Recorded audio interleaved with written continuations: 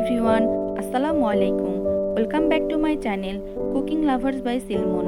আজকে আমি দেখাবো কিভাবে একটি ডিম ও 1 কাপ ময়দা দিয়ে 10টি প্যানকেক বানাতে হয়। এটাকে আপনারা যে নামে ডাকেন না কেন, বাচ্চারা ডোরা কেক বা ডোরেমন কেক বলে খুব ভালোভাবে চেনে।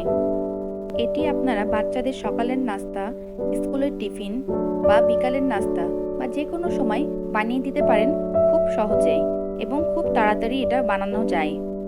এটাকে আপনারা নিউটেলা, নাটিলা, নাটকো, মধু, জেলি বা যে কোনো কিছু দিয়ে বাচ্চাদেরকে পরিবেশন করে দিতে পারেন। বাচ্চারা খুব পছন্দ করে। আমি এটাকে নর্মালভাবে পরিবেশন করে দেখিয়েছি। তাহলে চলুন দেখে নেই। এর জন্য আমার একটি মিক্সিং বোল লাগবে। এর মধ্যে আমি একটি ডিম নিয়ে নিব, নর্মাল টেম্পারেচারে থাকা ডিমটা আমি একটি বড় সাইজের ডিম নিয়েছি। এর মধ্যে দিয়ে দিব 1/2 কাপ পরিমাণ চিনি। আপনারা যদি মিষ্টি বেশি খেতে পছন্দ করেন তাহলে চিনির পরিমাণটা আরেকটু বাড়িয়ে দিবেন। এবার একটি হ্যান্ড হুইক্সের সাহায্যে এটাকে আমি বিট করব। আপনাদের হ্যান্ড হুইক্স না থাকলে কাঁটা চামচ দিয়ে বিট করতে পারেন।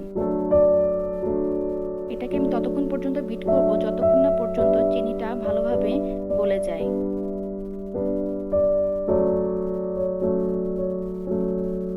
দেখুন একটি ফোমি টেক্সচার চলে এসেছে।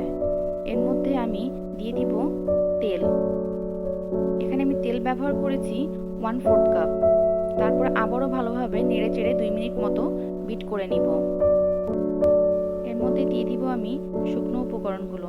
আমি এখানে 1 কাপ ময়দা নিয়েছি, 1 চা চামচ বেকিং পাউডার। এখানে বেকিং পাউডার কেকের চেয়ে একটু বেশি পরিমাণ লাগে।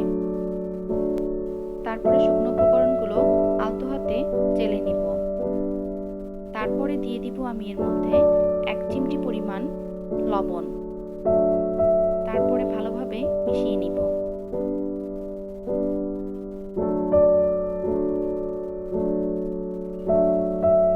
এবার এর মধ্যে আমি দিব 1/2 কাপ পরিমাণ দুধ। আমি দুধটাকে আগে থেকে জাল করে ঠান্ডা করে নিয়েছি। দুধটা আমি একবারে দিব না, একটু একটু করে 3 বারে দিব। দুধটা দিয়ে আবারও ভালোভাবে মিক্সড করে নিব। আমি দেখাচ্ছি আমার ব্যাটারটার ঘনত্ব। ব্যাটারটার ঘনত্ব এইরকম হবে। এর জন্য যদি আপনাদের মনে হয় 1/2 কাপের একটু বেশি দুধ লাগবে, কোনো সমস্যা নাই, আপনারা আর একটু দিয়ে দিবেন। এর মধ্যে দিয়ে দিব আমি ভ্যানিলা এসেন্স 1 চা চামচ। তারপর আবার নেড়ে নিব। আজকে আমি এরকম একটা ফ্রাই প্যানে বানাবো। ফ্রাই প্যানে আগে তেল ব্রাশ করে নিতে হবে। তেলটা খুব হালকা ব্রাশ করতে হবে। এইরকম একটি চামচের সাহায্যে আজকে আমি প্যানকেকগুলো বানাবো। এভাবে করে ঢেলে দিলেই হবে। এটাকে হাত দিয়ে নাড়তে হবে না, নিজে নিজেই ছড়িয়ে যাবে। তারপরে এটাকে ঢেকে আমি রান্না করব কিছুক্ষণ। এই যে দেখুন আমার এক পাশ হয়ে গিয়েছে। এবার আমি এটাকে উল্টিয়ে দিব।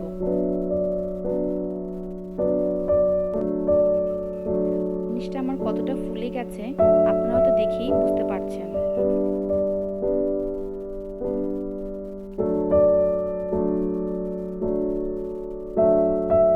আমার অপর পিঠটা কালার চলে এসেছে।